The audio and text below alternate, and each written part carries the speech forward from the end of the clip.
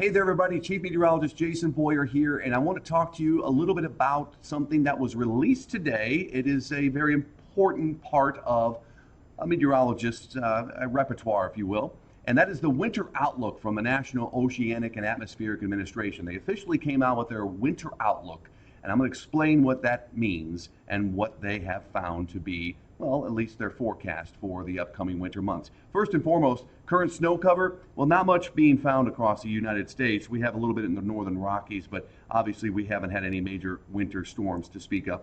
Now, before I get into all of what this means and this map you see here, let's put something into context for you. And this is about December, January, and February. We're not talking March. Now, March, yes, March 20th is usually when winter ends. But when the National Oceanic and Atmospheric Administration puts out its winter outlook, it's not for calendar winter.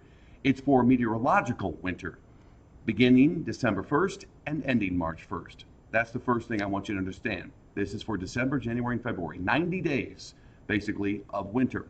And what are we looking at?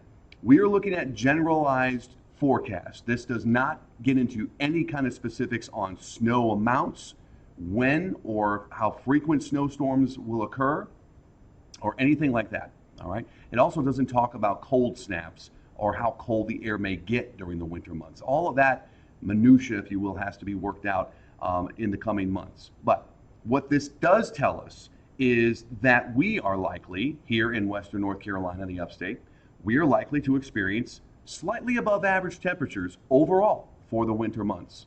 That doesn't mean we won't have cold snaps. We certainly will. It just means when you average out the highs and the low temperatures over the 90 days of winter, we're going to have slightly above average temperatures overall. All right. Now, there could be colder months. December could be a very cold month, and then we might have a warmer January or vice versa. So everything kind of works its way through, and in the end, warmer than average temperatures are expected. Okay. Is it a guarantee? Is it a slam dunk? No. But the probability leans to warmer than average temperatures for the months of December, January, and February. So what about precipitation?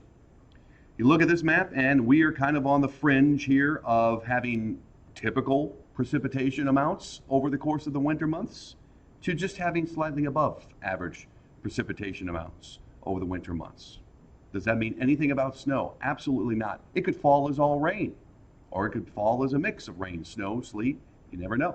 All right, so those are things that this does tell us. All right, we are certainly seeing a favored pattern in an El Nino that typically shows more precipitation across the southern states. All right, and you'll see that with well above average precipitation anticipated for areas of Louisiana, the Gulf Coast, into Florida, even portions of South Carolina. That is a typical El Nino pattern. A typical El Nino pattern also favors warmer than average temperatures overall in the northern tier of the U.S., and you can see that with the Pacific Northwest, the upper Midwest, and northern New England being above average with their temperatures. So that's what these seasonal outlooks do tell us. But again, we do not know when, where, how much of the snow will happen. All right, that's something we'll talk about later on.